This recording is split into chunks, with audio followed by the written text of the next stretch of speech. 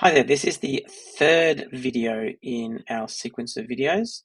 And at first glance, it doesn't look that more complex or even less complex than example two.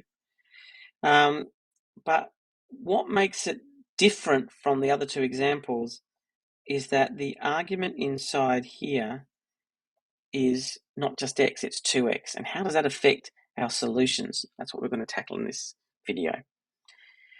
Okay, if you remember what I said you have to do when you've got a problem that you need to solve is ultimately you need to get it to the point where it's just the trig function, in this case sine of something equals something else, and then you can solve from there.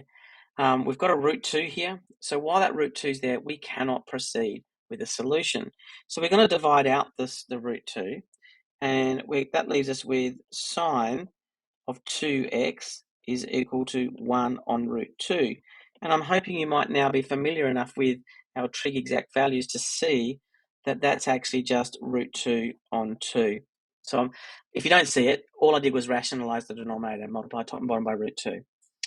Okay, so the problem we've got is that the argument is 2x. So what I'm going to do is I'm going to replace 2x with a single variable to allow us to concentrate on our usual practice. In fact, you know what? I'm going to erase this bit. Let's do this a bit later. And let's focus on changing to a new variable. I tend to use theta when I'm dealing with variables that are angles. You could use capital A or something else, or Y. So I'm going to go let A equal to after saying that, let theta equal to x. Then we've got root 2 sine theta, that's better, equals 1. But this is the important thing to do. I'm now no longer using a domain of x. I'm using a domain of theta. So if theta is equal to 2x, then I'm going to have to double the endpoints here because of the 2. So I end up with minus 2 theta less than theta. Say that again, sorry. Minus 2 pi is less than theta is less than positive 2 pi. So can you see that? There's a 2 there, and hence we've got 2's there and there. If it had said let theta equal a half x, then I would have halved the boundaries here to get pi on 2 and negative pi on 2 and pi on 2 here. If it was 3x, it would be negative 3 pi and 3 pi, etc. Hopefully that makes sense. So now we've got a problem that's a little bit closer to what we're used to, and that is, let's just solve this for theta, which we did in the previous video, this kind of level of complexity in a way. Let's see it through though. So like I did before, I'm going to divide both sides by root 2, and that gives me sine theta is equal to 1 on root 2, which equals root 2 on 2 if you know your stuff. So as per usual, we first of all work out the reference angle by ignoring the sine and then just working out what theta hat is. So sine of theta hat is equal to root 2 on 2. There's no sine to ignore anyway.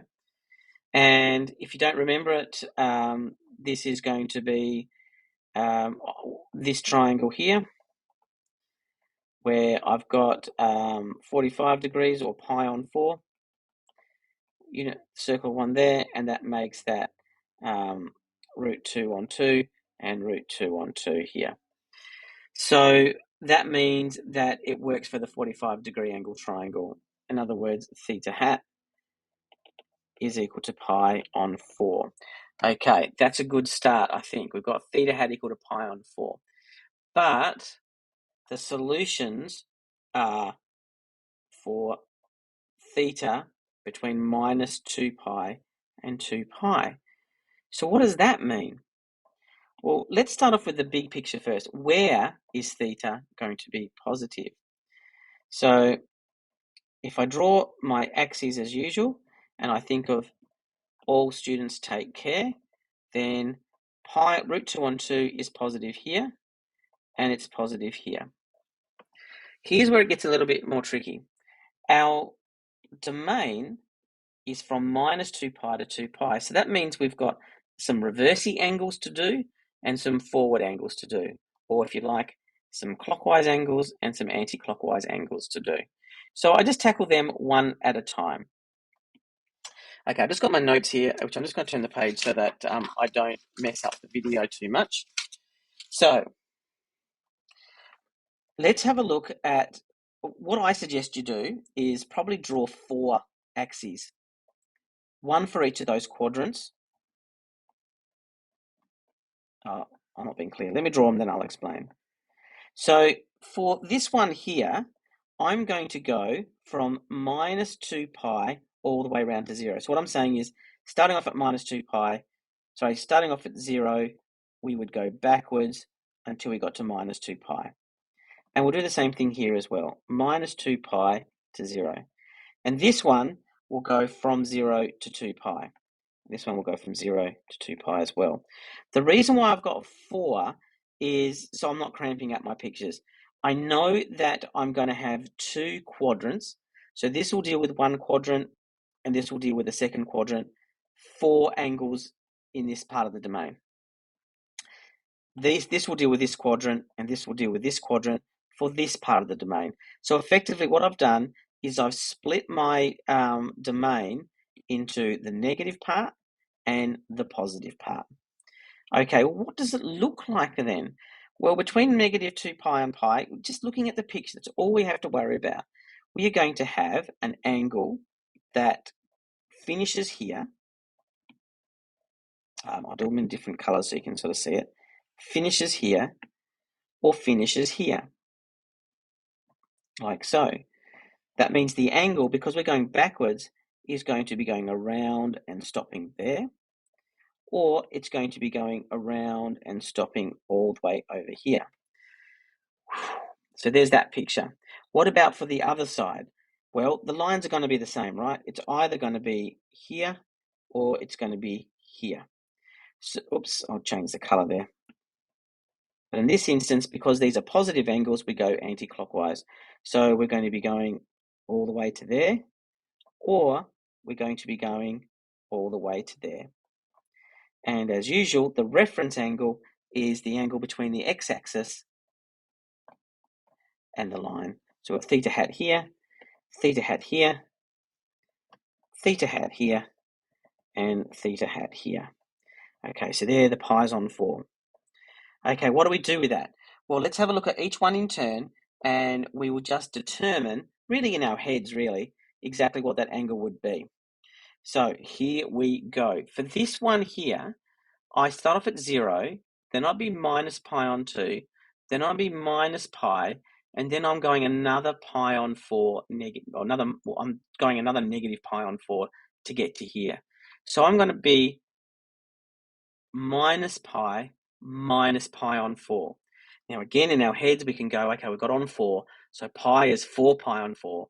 So I've got minus 4 pi on 4, minus another pi on 4. So I've got theta is equal to minus 5 pi on 4. And that's my first solution. Here's my second one, all the way around here. Well, if I got all the way around here, I'd get to minus 2 pi. But then I have to add back a pi, back a pi on 4 to get back to the line. So I'm going to have minus 2 pi, which is minus 8 pi on 4, plus pi on 4. So I'm going to have minus 7 pi on 4. So there's my second solution. Back to the third diagram here. Oh, let's go this one, because this one's actually the first one. You know, I know that I've matched them up this way, but really that angle, and then that's the largest angle there. So this one here is starting at 0 and just going into the first quadrant. Whew, that's easy. That's just pi on 4. And this one here is all the way over to pi, which is 180 degrees, but I'm going back pi on 4. So I've got pi, which is 4 pi on 4 minus pi on 4 is 3 pi on 4. Okay, and that is equal to 2x. Normally I'd fit that in there on a single line. I've written a bit big here, but that is equal to 2x. So we're not interested in x, we're interested in, so we're not interested in 2x, we're interested in x. And so I need to divide each of my solutions here by 2 to get x. So that would be, so dividing by 2 is multiplying by a half. So effectively, each of these things here, the denominator is going to be multiplied by 2. Easy as that. So we've got minus 5 pi on 8, minus 7 pi on 8, pi on 8, 3 pi on 8, and we are done. That's the full solution. So there are in fact 4 solutions, and if you have a look at the values here, minus 5 pi on 8, minus 5/8 of pi, up to 3/8 of pi, all of these values here fit between minus pi and pi. So even though these don't, these, by the time you've divided by 2, it brings them back into the original domain. So it kind of works out really well, this way of doing it. When I say this way of doing it, I'm not the only person who does it, but I think it's a really good way of compartmentalizing your thinking a bit. You're not worrying about the 2x's and what the impact is and what the new domain would be and all that kind of stuff. By doing this change over here, you're focusing on a simpler problem like this. Then you're just focusing on the pictures here. Then you're focusing on, therefore, what theta would be, and then you're bringing it back to work out what the value of x is. So I really do recommend this way of doing it because it does just break your thinking down into really small chunks where you can just focus on one thing at a time, and then you can bring it all together at the end. But I can tell you now that I'm pretty sure the theory, that your textbook, plus there are videos on the internet that you might come across, which don't do this theta swap. They just go, x is between minus pi and pi, therefore 2x is between minus 2 pi and 2 pi, and they stick 2x all the way through here. There's nothing wrong with that. It definitely does work, and if you can hold that in your head and you're happy to hold it in your head, that's all very legitimate. Personally, I think the swap to theta for the middle part of your problem solving will only help you make fewer and fewer mistakes, but that's up to you. That'll do for this video. Good luck in doing them, and don't forget to reach out for help if you're not too sure what to do.